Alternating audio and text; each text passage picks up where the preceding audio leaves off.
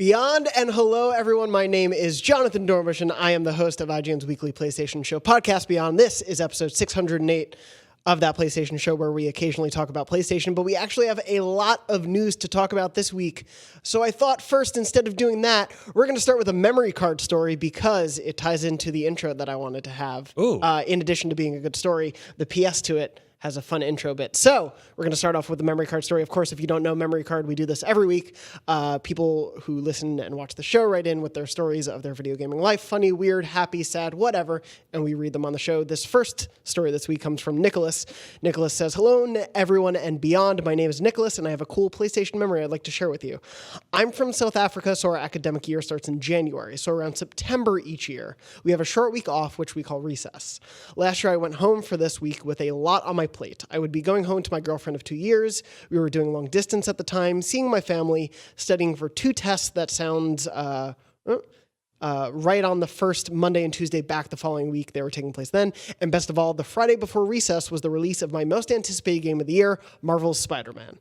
I spent the week waking up at 5:30 a.m. just so I could play Spider-Man until 9, which was preceded by studying until lunch, and then I'd spend the afternoon with my girlfriend or family with an approximate bedtime of 12. It was tiring, but it was so worth it in the end when I managed to finish Spider-Man before returning to university, as well as getting 90% for both tests, and my girlfriend and I are together at the same university, so long distance was a success. And with a few extra hours in my next holiday, Marvel Spider-Man became my first platinum ever and is personally my favorite game of this generation. Thanks for all the laughs, and I hope you know that what you do is reaching as far as South Africa. Kind regards, Nicholas. P.S. I think the R in Tom's name stands for Re, i.e. Tom Remarks. Tom, is that your middle name? No, hello. Damn, Tom Marks joins us this week on Podcast Beyond, in addition to Brian Altano. What's up? And Max Scoville. Hello. Thank you all for being here. I read that first on the show just so we could get to Tom's middle name. It is not Re. No, it's not. That was a good one, though. Remarks, I like that. Yes, I appreciate you writing in, Nicholas. With that story, congrats on your first platinum, and with your guess at Tom's middle name. We will get it one day if we haven't somehow gotten it already. And I Is it a just forgot. secret? I've just been guessing it. The answer is no, but there are people in this building who know it, and they're just keeping it from Jonathan at this point. That's pretty The funny. answer is no. Tom, No Marks. marks. The R is silent. It is. You got it. Moving on show. from the guesses of Tom's middle name, first wanted to mention thank you to everyone who listened and watched last week's double episode week. We both had the listener mail episode as well as the Last of Us Part 2 episode. A lot of great feedback from all of you for both of those episodes. So thank you so much. We definitely want to do more listener mail in the future, so look forward to that as well. If you haven't, again, we have so much of my Last of Us Part 2 coverage on the site. We did that Beyond episode. Lucy and I did a convo. I have my full preview on the site. We have a bunch more, so please go check all of that out, especially as we have a few more months before that game comes out. But wanted to dive in because we have a lot of big topics this week with News Crunch. Crunch. Max, I saw you shaking your head. Such a weird little series of noises. Huge thank you to Ronnie Barrier, our former producer, for making that. Rest in peace. Rest in peace, Ronnie. The first thing I wanted Is that to what mention... the R stands for? Rest in Rest in peace. peace. Tom, rest in peace, Marks. 2 for 2. It's Yeah. October. It's spooky. Ooh, it's the spooky month. The first thing I wanted to mention this week, the biggest piece of PlayStation news, Shawn Layden, the Sony Worldwide Studios head, is departing PlayStation. Revealed via a tweet on the PlayStation official account, no PlayStation blog post, no personal note from Shawn at the time. This happened on September 30th. The PlayStation Twitter account tweeted, "It is with great emotion that we announce that Worldwide Studios chairman Shawn Layden will be departing SIE. His visionary leadership will be greatly missed. We wish him success in future endeavors and are deeply grateful for his years of service. Thanks for everything, Shawn." And that is it. There's been no other word from Shawn or the company in terms of who may be a replacement, what this means for Sony as a whole right now. But to give a little bit of context to Shawn's place at Sony, wanted to mention he joined Sony as part of its corporate communications department in 1987. He later became president of Sony Computer Entertainment Japan in October 2007, before becoming a founding member and vice president of Sony Network Entertainment International in 2010. Then in 2014, he succeeded Jack Tretton as president and CEO of Sony Computer Entertainment America. Sony used to be more divided like that, but in 2018, they reorged, and that was when Layden was made chairman of Sony Interactive Entertainment Worldwide Studios. So he was essentially chairman of all Sony first-party studios, and of course, under his tenure, Sony had many beloved first-party games, including God of War, Spider-Man, Horizon Zero Dawn. Worldwide Studios, for reference, comprises all of Sony's first-party developers, so that includes Guerrilla, Naughty Dog, Sony Santa Monica, Sucker Punch, and the recently acquired Insomniac Games. There are currently 14 Worldwide Studio developers, but current Sony CEO Jim Ryan has, of course, suggested they may acquire more, as they did with Insomniac. We reached out to Sony for more information about Layden's departure, the situation surrounding it, because it seems so sudden, what that may mean for the company going forward. We haven't heard back as of this time recording, but in between when we first posted that story, when it was first announced, and when we're recording, GamesIndustry.biz reported that Sony Interactive Entertainment Japan Asia president Atsushi Morita also retired yesterday, the same day as Shawn Layden. His successor has not been named, but SIE Deputy President and CFO Kazuhiko Takeda has since taken on some of his corporate director duties. It's an exodus. It's a mass exodus of people. No, I do want to put it in context of some of the other stuff that's happened at Sony throughout the last year, and especially as we're leading up to PS5. But that's really the big topic to me. One, what do you guys think this means for Sony in the next year, the next 5 years? You know, having Layden, who's been a part of the PS4 in such a major way, departing right before the presumed PS5 rollout starts to begin.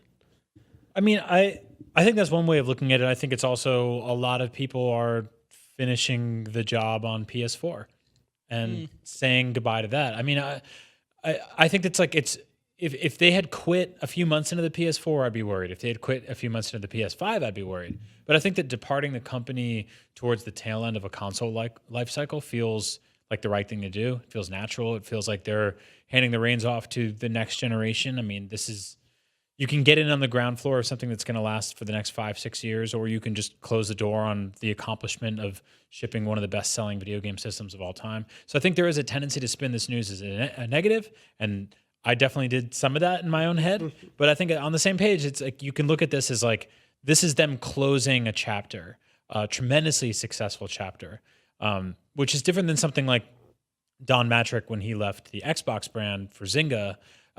Left after a very tumultuous launch, and him putting his foot in the mouth a lot, and what kind of seemed like maybe setting the course down the wrong path for what led to a pretty rocky outcome for the Xbox One's overall sales towards even the end of this generation. It picked up a little bit, but this is a very different story there. This is Shawn Layden saying goodbye to the end of a console life cycle, or everything's on fire. Right. Could be one or the other. And it's so hard. Like I always say, you likely do not. You probably know about 20% of what you think you know about what goes on inside of a company if you haven't worked there or don't work there. And that goes for us too. Like we can kind of only speculate on what's happening because, like you said, there's not really any visible fires, right? Like it's easy to assume this is a bad thing, but it could be a really good thing. It could be a really positive thing. It could be a terrible thing. Like, we just kind of don't know, and it's not really worth immediately assuming the worst. Yep. Also, I would say it is out of the ordinary for somebody to work for that long for one company. Right, in 32 years. In a cutting-edge, technological industry like this. People move around a lot. That's extremely common, especially with how sort of kind of game studios are structured. I mean, Sony's sort of a different animal because it's a consumer electronics company first, and then a global company, and things get shuffled around a lot. And it can be hard to gauge that, but wish them the best. Be curious to see what happens next. Yeah. Do you guys think we can get to what Layden's future might be? Do you think this will have any sort of major impact we might see on the PS5? I for one think there's obviously the studios are probably already working on the games they're going to be working on for PS5. Those plans are all in motion. There are several heads of Sony Interactive in general that are obviously steering the ship as well. I don't think it on the surface will mean a tremendous amount going to launch. And I think with really high up executive position leadership changes like this, at least in my perspective, you don't generally see the effects of it until years down the line, and often you don't realize the effects that they had until years after that, when you can kind of look at everything in context and go, oh, this person left, and then there was sort of this shift towards a different direction, right? Like, we're not going to just see things change. Him leaving could have a very, very real, and probably will have a significant impact on something. It's just going to be very, very hard to tell from the outside until much farther down the line when we start seeing things actively happening and in our hands, and even past that when we have context on those things. No, I'm with you guys in that the ball is already rolling on PS5, and I don't really know what could change between now and then because we don't have any concrete information about what it is right now. Calling it a PS5 is a pretty much the healthiest guess we have. I do think something's interesting is that the Game Awards last year was sort of this amazing moment in our industry where for the first time like the console wars got put aside and we had Reggie Fils-Aimé, we had Shawn Layden, and we had Xbox's Phil Spencer. And now 2 out of 3 of those people have departed. Reggie went on to become he's giving like college lectures now, which is pretty awesome. So I don't know, maybe Shawn can teach a night class or something. Like that'd be pretty cool. What's interesting about Reggie's departure is that he didn't immediately go somewhere else. Don Matrick went to Zynga and made a ton of money and then disappeared. Reggie retired and he's getting into like some local politics stuff and he's also teaching. If Shawn Layden goes to Nintendo, then I think you can probably say, oh, things weren't great at Sony. But if he retires or he goes to teach a class somewhere, then you can probably go like, oh, he just kind of sunsetted what was an awesome career. So I think if he immediately went to a competitor, there'd be like, huh, what happened? It would add an interesting dynamic to it. Definitely. Yeah, because right now we don't know any bit of Layden's side of the story. We have that PlayStation tweet and not Layden being like, I found a great opportunity and I'm going to that, or I want to spend more time with my family. I want to do that. Yeah, it's a funny announcement. Was there anything on his T-shirt that could give us clues what he's got going next? It was just Master Chief, so it's anyone's guess. Probably nothing. Yeah, I wouldn't put too much into it. But no, it is curious. It'll be very interesting to see Layden's side of it, and if he says, I'm going to academics like Reggie, or I'm going to work at Stadia. Yeah, as I saw Greg Miller sort of hypothesize as a possibility. That will really add an interesting facet to me. One thing I did want to talk about, though, is what this means for Sony on a spokesman level, because Shawn was the closest thing they had to a figure. I don't think he had the same prominence or the sort of cachet among fans as like Phil Spencer does currently for the Xbox side of things, or Reggie did notoriety for Nintendo fans. But Shawn was the closest they had. Do you think we're going to see them continue to move away from having a public face? Like the state of plays are faceless completely. Do you think they'll try to find a replacement with whoever this new person may be? Do you think they'll try something else? Do you think they need that? This is such a weird year because it's like they didn't have an E3. Yeah. And they're still tremendously powerful, incredibly popular selling, consoles through constantly. State of play doesn't have anything like that. Could it use something like that? Maybe. I mean, I think that works for, what Nintendo's been doing. But on the same page, like Shawn Layden had a tremendous stage presence, and having him come out and like hearing him say "Good evening" like during E3 every year was like something like you got to chill. He like had the voice. He did. Yeah, he did. He had a great stage presence. You knew he cared. He had this little smirk where he knew like surprises were around the corner. There was something wonderful and magical about that. And I do hope that doesn't go away. In the same way, I don't want the spectacle of E3 to go away at all. I do think like the state of play is a fantastic vehicle for information, to get video games out, to sort of like compartmentalize a bunch of announcements that wouldn't fit individually. But I do think they need somebody. And especially you can't announce PlayStation 5 in a state of play. Like you can't roll that out. You need somebody to take the stage. You need a salesman or a saleswoman. You need somebody, You need the Reggie pulling the thing out of his pocket. I'm here to kick ass and take names. You need Phil Spencer coming out and saying like, we've listened and this is what we're doing. Like this is the kind of thing that like, that's where that has to go, at least at a little bit at the beginning. Yeah. So they're going to have to elevate somebody. So on the one hand, yes, having a human being at the front of your massive global corporation does humanize it quite a lot. But on the flip side, having a human being who is free to depart at their own will and go do other things, whenever that happens, people are like, oh, are the rats jumping ship? What's going on over there? Is that canary in the coal mine? Like it's I like just all the animal references I could slip in there. But no, like I mean, we wouldn't be having this conversation if Shawn's role had been entirely behind the scenes, which historically is I feel like how business tends to operate. The chairman of a company, normally is probably a bit behind the scenes. Like most industries that make products don't have podcasts about them like this one. It's kind of unusual for that to be the case. Yeah. Another thing that I do think is interesting, at least in the last year or so of Sony's news cycle in the way they've presented the company as they make updates toward the end of the PS4 and then prepare for the PS5. They've also been positioning Jim Ryan, who's the current, I believe the exact title is Sony Interactive Entertainment President and CEO. They've been positioning him a lot with the press. He's been doing a lot more interviews in the last year. I don't know if that means, Shawn's departure was something that was building and in the works for maybe a little while, but it seems like he may be taking a little bit of that central focus. Right.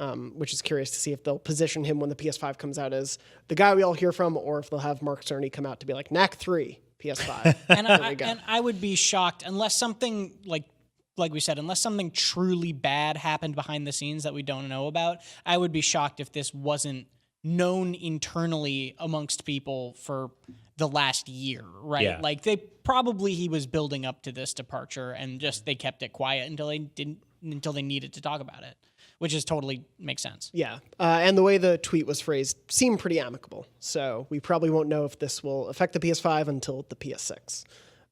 But Shawn, though you were never on the show while I've been hosting, if you ever want to come on, now that you're free, feel free to come and tell us all your PlayStation secrets. We'll happily air them or keep them to ourselves, whatever you want to do. Or just come by for a beer. But we do have a lot of other PlayStation news to talk about this week. The biggest thing happened today. PlayStation Now, it got a price drop, but it also got some games added to its lineup, which means you don't need to own a PlayStation to play God of War. Yeah. It's a weird thing to say out loud. Yeah. Tom, you wrote the story a little earlier today, but I'll run through some of the biggest points of it. Basically, PlayStation Now's price has been reduced, so it's now $9.99 a month, $24.99 for 3 months, or $60 per year, which is down from $19.99, $49.99, and $99.99. Respectively. So it's half price now, permanently half off for the month to month, and then it's slightly less than that, but still close to half off when you get up to 3 months in a year. Yes, and in addition to that, Sony announced, the library for PlayStation Now, their streaming service, has over 800 games in it, and they added most recently, as part of this announcement, God of War, Grand Theft Auto 5, Infamous Second Son, and Uncharted 4: A Thief's End. They're all available until January 2nd, 2020. They'll be part of basically a rotating group of the library, which will bring in different marquee games, as Sony put it.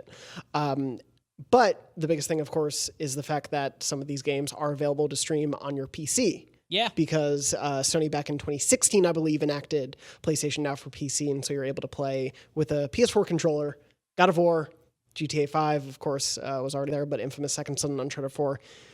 You don't need a PS4 now for some of the best games. That's insane. That's insane to me. And this was already a friend of mine from PC Gamer already pointed out, or rightly pointed out to me that you could already do this with like Bloodborne and Red Dead, right? Like there were already games that were sort of this wild, like, oh wow, you can just play this on PC now. Mm-hmm. But I don't know why, but God of War feels really different to me for this. The fact that it was this flagship game of the year game that is still talked about, even though it is admittedly like almost 2 years old at this point, it's wild that you can get that game for $10 essentially and play it without a PlayStation 4 is sort of crazy. Yeah, I mean, if you're listening to the show and for some ungodly reason, I won't take into your personals, but if you don't have a PS4, you can actually sign up for the PlayStation Now free trial, and you have 7 full human adult days to finish God of War on your PC. You do need a PlayStation 4 controller. So, like, this is the thing is you don't need a PS4 to play God of War, but you probably should still play it on PS4 because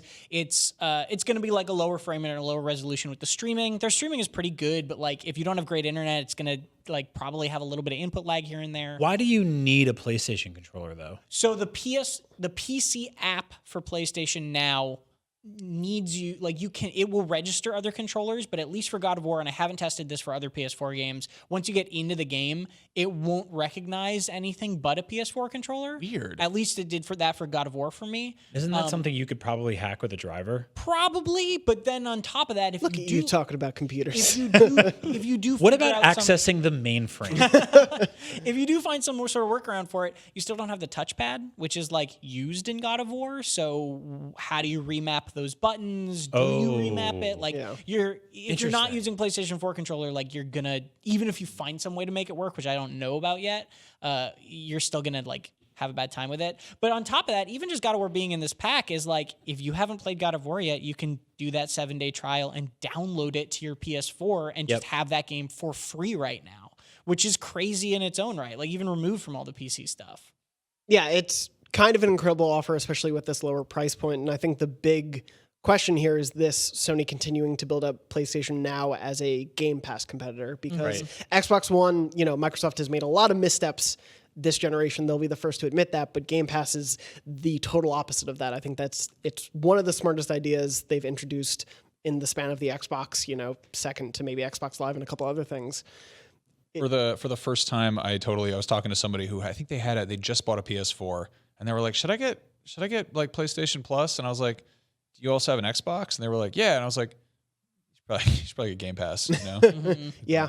Don't get mad at me. Just unless look at all that you're stuff using on it there. for multiplayer. Yeah, like that's exactly with it. the PlayStation Plus free games offering going down. October is a great month. It's The Last of Us Remastered and MLB the show 2019. If you like MLB, that's two amazing games then. But it used to be 6 games every month, and cloud saves, of course, and multiplayer access. But right now, multiplayer is kind of the main reason to get it, I think. Whereas Game Pass, I got it when it had that dollar sale during E3. And it's like, oh, great, I have 100 games at my disposal. Gears 5 came out. I can just download it, and I don't have to pay $60. Yep. It's unbelievable in that way. Which is why I really like this move to making Now a more... adding more modern games, even if they're only temporary. Like the temporary part is going to be really interesting to watch going forward, because this God of War thing is only until January 2nd, 2020. Yeah. So it's basically 3 months of God of War being only $10 a month through PlayStation Now and only available on PC. It's going to be interesting to see that going forward of like, okay, what other games do they add? How long are they going to last? Because you don't need more than 3 months to play through God of War, but at the same time, you lose access to that game in a way that you don't with other services sometimes like this. So yeah, it's going to be interesting, but I think they've definitely, in my mind, made PlayStation Now, just with this one move, made it a significantly more valuable product and idea to me, right? The fact that not only is it cheaper, but now it's like going to get more recent games more quickly potentially is like, that changes its framing in my mind of like, oh, this is a thing that is worth really, really paying attention to. Yeah, I totally agree. I think one of the issues they're facing is the branding of this entire thing is cumbersome, A, and B, it's old. Yeah. Like, PlayStation Now is old. Yeah. And Game Pass is like this hot new thing, or at least it has been for quite some time. I feel like this is the kind of thing that needs to be renamed, rebranded, and relaunched with a new logo to remind the next generation of people that this is something to be reckoned with. Because right now, it's just PlayStation Now, to be completely honest, is something that was sort of ahead of its time. And it's something that a lot of, like, you look at Stadia as sort of attempting some variation of that, obviously much more complex. But PlayStation Now is kind of one of those things that we all kind of looked at a few years ago. And we're like, oh, this is interesting, and has a bunch of like last gen stuff. You can play like Saints Row the Third and like Resident Evil 4 and like cool, awesome. And then our free trials lapsed or whatever it was, and most of us didn't go back. I mean, anecdotally, just at IGN, a building full of hardcore gamers, I was here when the Xbox One launched. I was here when the PlayStation 5 launched, or PlayStation 4. Wow. Hopefully I'm here when the PlayStation 5 launches. The UPS trucks came and tons of people bought PS4s, and a very significantly smaller group of people bought Xbox Ones. But fast forward to 2019, I think everybody has both. And if you mentioned, Tom, today, you asked around, does anybody have a PlayStation Now subscription? No one said anything. If you said, is anybody here a member of Game Pass? I think dozens of people would have been like, yeah, I'm on that. So I think it's a matter of rebranding and refreshing this brand and taking something that is old and making it interesting and new again. Because taking this archaic infrastructure and just throwing God of War on there is awesome, but it's also like, it's just not really front and center, with the PlayStation audience anymore. So it needs a refresh. I completely agree with all of that. What I will say, and slightly in its defense, is I was pretty amazed by how easy it was to use today. Yeah. Like I signed up for that 7-day free trial, downloaded the app on my PC, and I was playing God of War seamlessly on my computer with a PS4 controller in less than 5 minutes. And not only that, it found my save account, my cloud saves from my account on my PS4 That's and awesome. downloaded them. And I was literally in the spot I had stopped playing God of War a year ago in minutes. and it worked, right? It was lower res, it was lower frame rate, but it completely worked. Right. So you're totally right that it needs like a branding refresh, but from a technology standpoint, it doesn't feel out of date. It Right. That's awesome. Like, I think also there's this sort of disconnect when you jump into, like, previously I thought of PlayStation Now as being a way of sort of skirting around backwards compatibility, not being a thing. And to take a PS3 game that probably looked really cool 7 years ago, and then bump it through a streaming connection, it probably looks even worse than if you were just running it in normal native HD. But to take a game that came out 2 years ago that looks gorgeous if you're running it normally and be like, oh, it's streaming, it still looks really good. It's less of a, it feels like you're getting kind of more value out of it just on a visual technical level. Right. Yeah. Right. Yeah, the recency of having some of those games, and I'm curious to see what continues to be in this rotation, whether they put something like Spider-Man in there, or, some of their other bigger recent games. I imagine Death Stranding won't be in there anytime soon, but, a year from now, maybe. I mean, yeah, it might be a year from now. I mean, to piggyback on everything I'm saying, I think a lot of my issues with it can be solved by bundling it in with the PlayStation 5. Yep. And just going, hey, at PS5 day one, you have access to 800 games. Yeah. And Microsoft comes out and says, you have access to all these on Game Pass. The console wars start to get pretty damn interesting. Yeah, I think even if PS Now had a bundle in the same way that Xbox has done Game Pass Ultimate, if it was, PlayStation Plus and Game Pass, and it was a $5 add-on. It's still even less than what PlayStation Now is per month. I'd happily give $5 extra. I may not even use it, but I'd just like to have it. No, and honestly, you and I have talked about this in the past, and especially you just mentioned it a few seconds ago. We used to get 6 games a month on PlayStation Plus, and now we get 2, and the 2 are significantly bigger for the most part. Yeah, but I do think that there's some way to bridge that and sort of do a make good. I think outside of shows like this and audiences like ours, most people they stop caring about the fact that you don't get 6 games anymore. Yeah. I'm still mad about it. But if you bridge those things together, I think you have a pretty formidable service there. Yeah, I think it could be a pretty great shot across the bow, especially as we get into next gen, where I think these subscription services, we're seeing Apple Arcade, we'll see things like Stadia, to a certain extent having that you have to buy games individually, but everyone's getting into this more subscription service-based place, and even though Brian, you and I have talked about that, not owning all of your games is weird to us, that seems to be where the industry is heading to a certain extent. So I think Sony needs to get there before they lag behind. Yeah, it's all really big question marks right now, which I find incredibly exciting. But it's also, you mentioned in the office the other day, Jonathan, you and I and Ryan McCaffrey had an hour-long impromptu conversation about next gen. And one of the things you brought up was how no company since the NES and the Super NES really has had 2 back-to-back market-leading hits. Yeah. And so that means that anything can change at any given moment. The audiences are fickle. I do think now things are a little different because shit is so much more online centric that there's a just free curse word in there. That free with your PlayStation Plus subscription. Yeah, I do think people are locked into their friends and their buddy systems online with the people they play video games with. And so if you have been playing Call of Duty with your 15 friends on PlayStation for the last 5 years, you might stay there. And Xbox, same thing. But all that said, all of this is fickle, and all of this could change next November whenever these new things roll out. So yeah, it's weird to see. I really do think the next generation, we should have that as a topic on the show of our launch wish lists for PS5 from that discussion. But it's weird. It's always been so much the generation changes being about, look at how amazing it looks. And this generation will look better, sure, and it will run more smoothly. But I do really think it's going to be the behind-the-scenes stuff and the services and the additional things that really make the difference in which console you want to go for. It seems like Microsoft is really trying to get people over sort of into the Xbox ecosystem by being like, hey, look how generous we are. Here we are. Have all these free things. Take this. And I hope that Sony can kind of perk their ears up and take a note from that, because they're kind of in the same spot they were after the PS2, where they are on top, they are leading, and they might get comfortable. And admittedly, it's easier to be like Xbox is right now when you're not in first. I can understand why, they're saying, here's God of War streaming for 3 months limited. I can see why they're not saying, and when Death Stranding comes out, if you're subscribed, you'll get it day one as part of the service. I can see why they're not doing that, whereas Microsoft is, because... Well, it's also, Microsoft has to do that because exactly. Sony has massive global exclusives. They have some of the best first-party exclusives in the world. They have some of the best, or like they have the kind of third-party exclusives that piss people off. Yeah. You know, like the amount of people that anecdotally are bailing on their Call of Duty pre-order because like one specific mode was locked down for a year on PlayStation. Like that gets up people's butts. It gets people really mad. I don't blame them for that.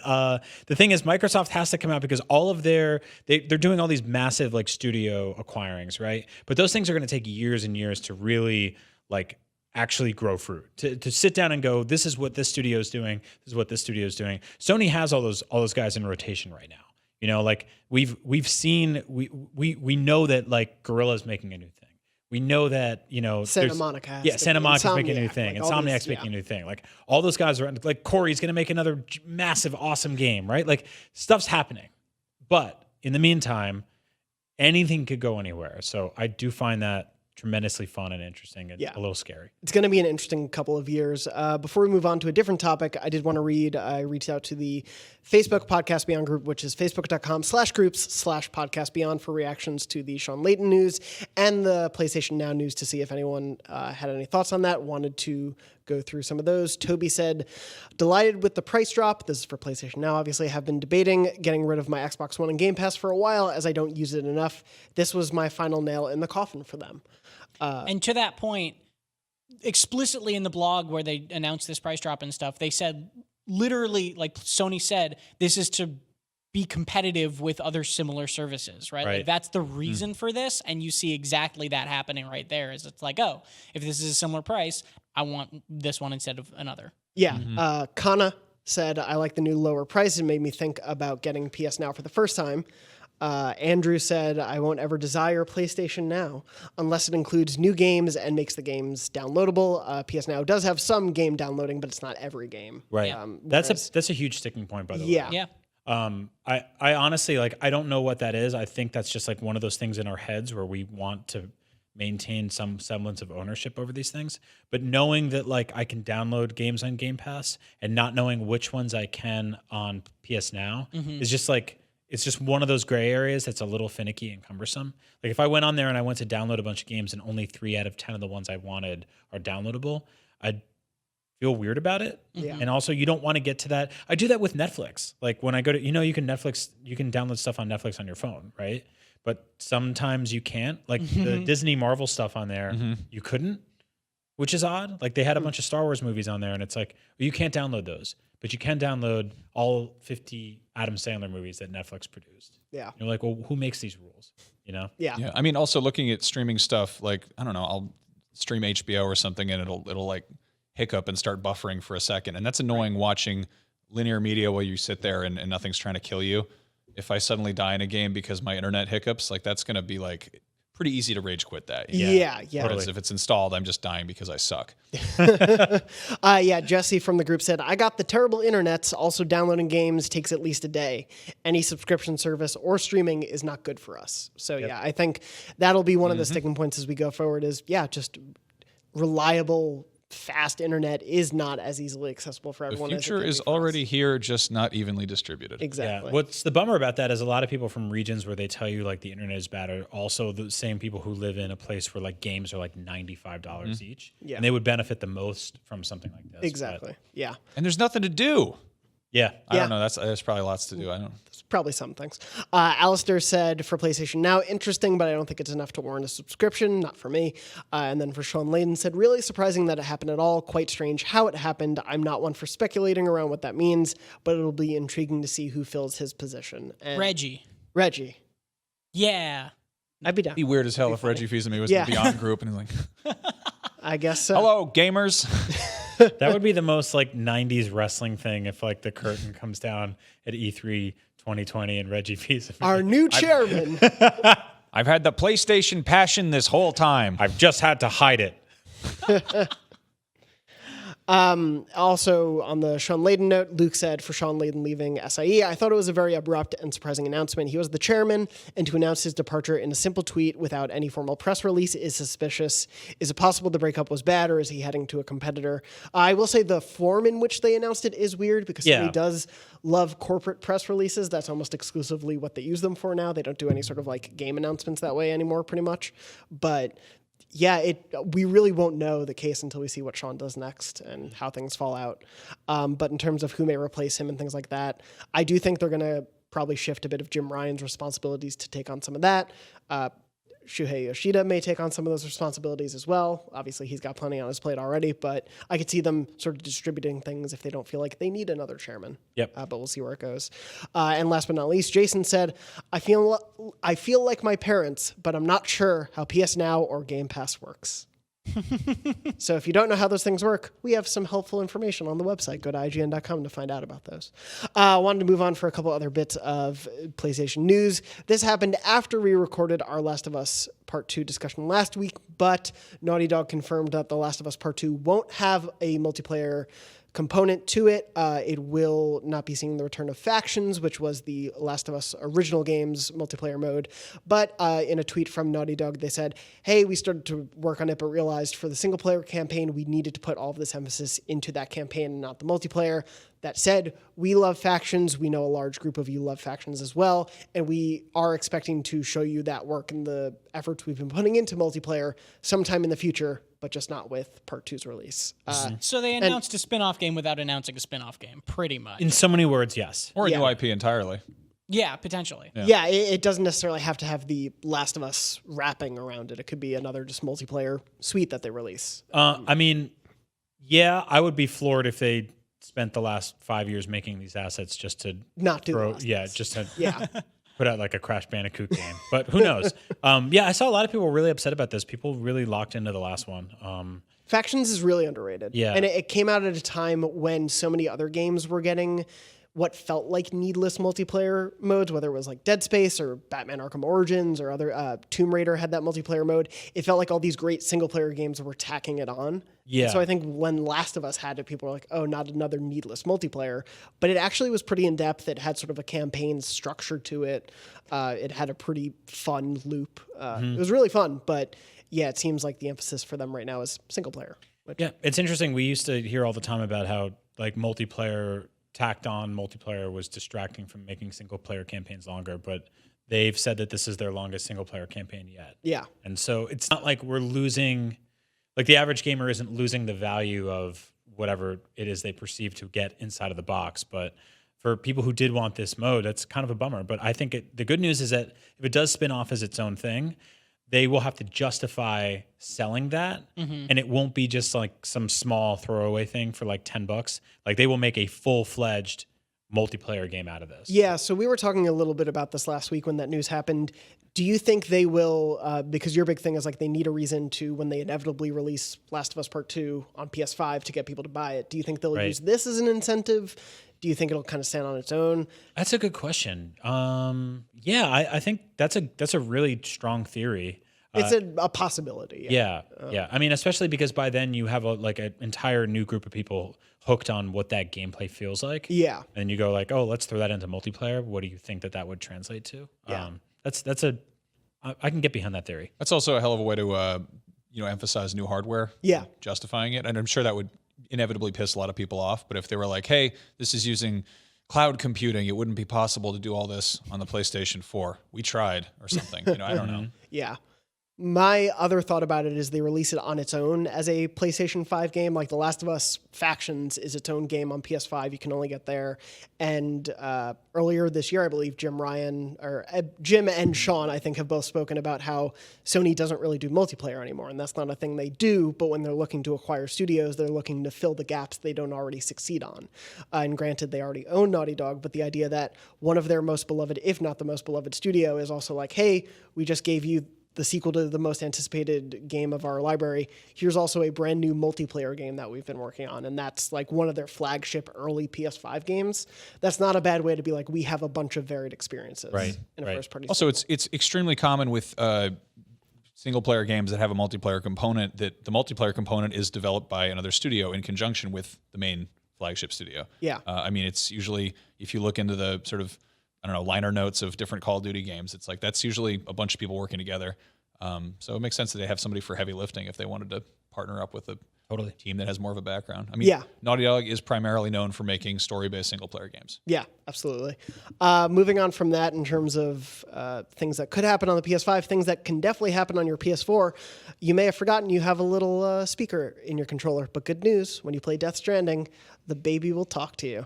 Hideo Kojima on Twitter confirmed that in the settings, you'll have the ability to have the BB, aka the Bridge Baby, voice come out of the, as he put it, the BB-ish controller. Because he meant the special edition. The special edition controller. That looks like the jar. Yeah, so we don't know if that will have a gameplay function, if it will just be you hear the baby cooing and that's when you need to go in to pet it and keep it calm or something. We don't really know the gameplay implications of it, but I just love that this game gets progressively weirder by the day. Yep. This is some wonderful WarioWare garbage. I think it's great. I'm all for it. I'm a distinguished connoisseur of many good things, but I'm also a damn simpleton, and I think it's still so cool when noises come out of the controller. Yeah, I love in GTA 5 how that's your phone, and you're just like, oh, hello, what's going on there? How's it going? You know? Yep. It's great. It's one of those things that I like seems silly, but when it's used right, is a lot of fun. No, I had a fun time on No More Heroes, just like answering my Wii remote. Oh yeah, Yep. I forgot about that. My favorite, I think, on the PS4 controller has been Transistor back in like 2014. Oh, yeah. Because the sword spoke to your character, and so it spoke. I think you could make it speak both ways, but the default, I believe, was to just have it speak to you through the controller. Yep. So to really like sell that it's your sidekick sort of thing. There's something like so like 90s toy about that too. Like even down to the speaker, it just sounds like something you would have gotten in like a large action figure with a speaker on its stomach or something, like a crappy car. Like I kind of love that kind of stuff. Really, that is exactly it's Right? it's tinny in that Yeah. in that plasticky way. You know. But it's so great when it's used well. I mean, Kojima was playing with weird controller stuff with PT. I can't remember. Like that game is such a, first of all, not a finished game. Second of all, you can't download it if you want. Yep. So it's kind of in a weird limbo, almost like the ghost of a dead woman in a hallway. But there was a whole thing where like, did it eavesdrop on you? Like, would it pick up things you said with the microphone? And was that a game mechanic? I think I don't know. That was always. I don't know if that was ever like definitively proven or not, of whether or not you speaking into the controller at certain points affected it. Which is like, that totally fits with the sort of urban legend vibe of that. It's like, hey, if you go in the bathroom with the lights off and speak in your PlayStation controller, a ghost will show up. Like, I don't Yeah, I appreciate his ability to sort of experiment with like the way we interface with hardware. I mean, he did that with unplugging controllers to beat boss fights. He executive produced Boktai, which was that game that you had to bring your GBA sensor outside to collect sunlight to like fight in this vampire game. I forgot about Boktai. Yeah, like I mean, goodness. the dude definitely like thinks outside of the box and gets weird with the actual like the way you assess hardware, and I love that. Yeah, I really appreciate as that. long as, and just like he said in his tweet, as long as it's a setting, right? As long as this is a thing that some people can completely opt out of if they don't want to deal with that garbage, like great, I love it. You know, if it was like a mandatory thing where like if you don't have your baby speak to you through your controller, you won't be able to play the game properly. That would be a bummer. But if it's optional, I love weird. I love weird. Yep, yeah. I'm excited to see how weird that game gets, and we are a month and a few days away. I'm so excited so to play that strange. game. Yep. Yeah. I've been, for whatever reason, I've been doing a handful of little like Metal Gear Solid retrospective things, and just like falling into all the strange, just the little tidbit parts of Kojima games is so like, I love that so much, and I'm so excited to see what exists in like a game where he's basically got carte blanche to be like, whatever. Yeah, because as much as we've seen of that game, I feel like all of the real weirdness of it, like the things we associate with Kojima's design philosophies, we've only really got hints at in trailers occasionally, like how that's actually going to play out in this game. Well, so there's presumably some kind of multiplayer component. We saw that like second deep dive on how you can like customize your character, and you can just put like dumb hats, and he's got like his own line of like JF Ray sunglasses or something. There's all sorts of crap that like people are going to play that game and it will not look as cool as the trailers because people are going to have like neon orange hammer pants and like, you know, chrome plated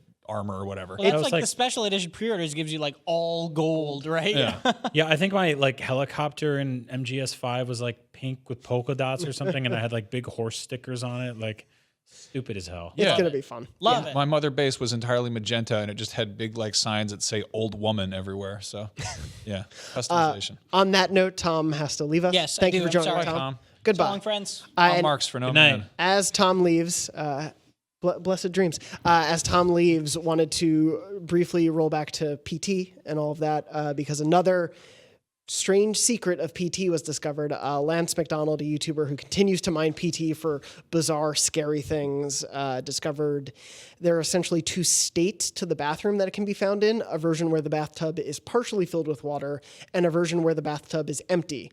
But by digging into PT's inner workings, McDonald discovered a third version of the bathroom, and it's intense, as Matt Kim, our reporter, put it. Quote, a third state exists for the bathtub, which is loaded into memory but never displayed. This only exists in the normal hallway, bathroom not in the later maze areas where you might consider it to fit more thematically.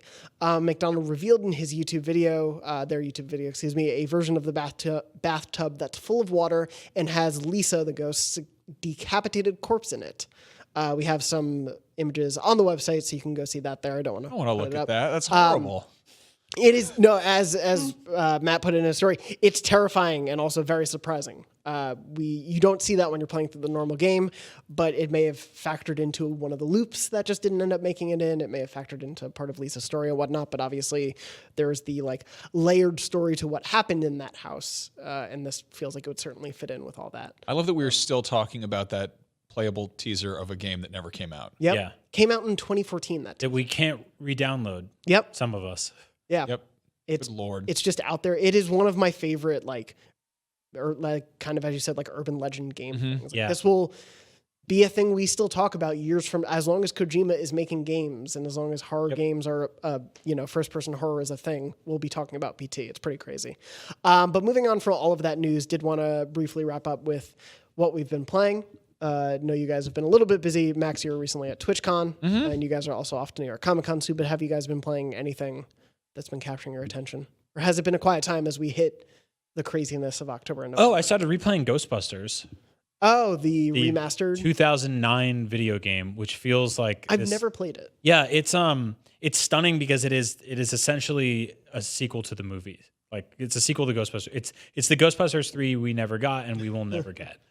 Because it has all the cast members living during the actual time of recording. Yeah. It's sort of linear because it's definitely a game from a literal decade ago, but it's really charming. It's getting remastered and it's coming to pretty much all consoles. So if you're looking for Ghostbusters and the weird one from a few years ago left the sour taste in your mouth because either reasons or you just thought it wasn't very well written like I did, or you're apprehensive about whatever this new reboot is, which apparently stars kids, go play this game because it's incredibly funny and really heartfelt and just a good time. Also mechanically just super fun, trapping ghosts and all that. So yeah, go check that out. It's kind of one of those crazy license in an era where licensed games could be really hit or really miss. Yep. I know it has its beloved audience, and it's nice to see it get a second life as they try to figure out what life Ghostbusters has left in it. I was thinking about this, just telling Brian, but it's wonderful when there's licensed games that are made out of love as opposed to just cash in, which is I think the definition of when they're good. But we saw there was the Rockstar Did the Warriors, there was the Mad Max game, Ghostbusters are great examples of that. I wish we got more of those. Yeah. Where it's here's a classic thing. That wasn't sort of rushed inside the hype window of a new property or new film. Yeah. Yeah. I don't think there was a real, I don't remember, but if there was a real sort of anniversary reason to make that game in 2009, no. but yeah, those games that you mentioned, the Transformers games, the first couple from High Moon Studios, like War for Cybertron or whatnot, were also pretty great. Yeah, God, that was awesome. Yeah, the first two that they made, then the third, I think they had to sort of force into the Michael Bay universe. Yeah. But yeah, there's sort of a lost art to licensed games that we don't get too much anymore, unless mobile. They're all on mobile. From good old Spider-Man. Yeah, Spider-Man's. Yeah, so what have I been playing? I've been traveling a lot, so I jumped back into, what's it called? Not Pillars of Eternity. Divinity Original Sin 2. Oh, yeah. Which is just I'm playing it on Switch. Forgive me. That was a game that I got a code for PS4, and I was like, I've heard good things about this. Allegedly, you can have sex with skeletons. Let's see how this goes. And it was one of those things where technically everybody has sex with skeletons. We're all there are 3 skeletons in this video you're watching. Ooh. But no, I've been Happy Halloween. That is the definition of one of those desert island games. Yeah. It's also just I don't know, I kind of love. There's something about handheld games where I'm so much more tolerant of a lot of text on there because there's like almost like holding something in your hands is like akin to holding a book, you know? Yeah. Like, whereas when it's on a screen, I'm like, I don't usually watch, like I watch subtitled movies here and there, but it's, I don't know. It's an odd quandary there. That's why we need another Vita. Yeah. Yeah, I'd take it. I saw that on the drop. There's actually a brand new Vita game coming out this week. Oh, really? Yeah. Vita lives. It's not dead Viva yet. la Vita. Yeah. Yeah, I when that game came out for PS4, played for like 2 or 3 hours and was like, oh, this game is massive. I played for 13 hours straight, and then my wife yelled at me, and I was like, but the skeletons, honey. It is in co-op, though, so you can always play together, which is very cool. I played the medieval demo that came out during the State of Play last week. I've never played the first game, as much as I loved games of that era, mascot platformers and whatnot. Never played it, but I thought the remake, it looked much prettier than I think the first couple trailers made it seem like it might not hold up super well. A lot of the effects were really pretty. The sort of color dynamic worked very well. Like visually, it was really nice on a gameplay level. Pretty basic so far. It was just, the opening. I didn't know the setup for the story, which is actually very funny and clever. Do you guys know it at all? I guess spoilers for the opening of Medieval. The skeleton man you're playing, he's vaulted as this hero, but the truth is that he was like one of the first to die in combat. But his story just got held up as he was actually like the savior because of just the way legends got passed down. It's sort of like the plot of Idiocracy. Yeah. And so it's like he has an opportunity to redeem his name as an undead skeleton. But yeah, it was fun for what it was. The camera and the speed with which he moved were a little bit to adjust to. It definitely felt like a game that was being remade from the PS1. But I'm excited to see where it goes. It feels like it'll be a fun sort of like 8-hour adventure. Cool. To have through the rest of things. Other stuff I'm playing is Redacted, but stay tuned to next week's show, I guess, to talk about things. What? Death Stranding. No. What? I was just playing. I was playing some stuff that was very fun. Before we wrap up, did want to do another couple memory card stories, if you guys don't mind. If you have other shoots, please run. This chair keeps rolling towards the edge of the screen, though. We have a meeting very soon, or 2 minutes ago, but it's okay. We'll get you there. They can promise. wait. The first story that I want to read in this second memory card segment comes from Anas. Anas said, "Dear Jonathan and crew, having just passed the 5th year anniversary of the release of PT, I thought I'd tell you guys a little story that took place back when the playable teaser was released. I had recently met a girl on Tinder. I believe we were 3 dates in and having an excellent time at one of my favorite restaurants in Beirut. I don't usually reveal my love of games early while I'm dating, but we got onto the topic of horror and she told me just how much she loves all forms of the genre. I took this as an opportunity to tell her about PT. I had just downloaded it the previous night, and I told her I had trouble sleeping in my 2-bedroom apartment alone, which has a giant corridor in it after playing. She got brag about your apartment there, my buddy. 2-bedroom apartment. She got excited by the premise of the game and wanted to see what the fuss was about. The next day she comes over, I give her the tour of my place, which ended on my balcony, where she leaned on the banister of the balcony, looking intently at me. I didn't really notice at the time, so I swiftly pulled her back into the living room, switched off the lights, and yes, powered on the PS4. I handed her the controller and watched her play. Suffice to say, she spent most of the time shielding her eyes with the controller. It was cute and silly, which to me was perfect. As you know, with PT, it wasn't straightforward enough to finish, so I searched for videos showing how it was done because I needed that Norman Reedus reveal in my life. We eventually got through it, high-fived at the end, and she decided to leave since it was getting late. I walked her to the door, where that look returned. However, this time I noticed. I nervously gave her a peck on the cheek and sent her on her way. After closing the door, I cursed myself for being such a loser. I had a fantastic girl over, and all I did was expose her to something that will give her nightmares for days instead of kissing her for the first time. I really thought I blew it. Fast forward 5 years, we're now married. Yes! What? Yeah! And yes, she was totally expecting us to kiss, but also thought how I chickened out was cute and silly. Also, not to brag, although it's totally a brag, she bought me the $500 million limited edition PS4 Pro for my last birthday. If I didn't know she was, as the kids say, wifey material before, that would have done it. Keep up the excellent work. See? Isn't that great? That's the most heartwarming story about the game with the dead woman in the bathtub. That's adorable. That is a smooth movie. Like, oh, you like horror? Well, I have a video game that is so scary I can't sleep in my house. Come over to my house. Let's hang out. I like the idea of love being forever. and being centered around something that you can't re-download. Yes, yeah. It'll live in the ethers of the PSN forever. Thank you for writing in with that story. One other story for Memory Card this week. Christian wrote in and said, "Hi, Beyond Crew. Thanks for a great show for my weekly commutes. And Jonathan, you taking over the show has been an awesome change. If I have any complaints, it's that your mixing is a tad too low. I've heard this.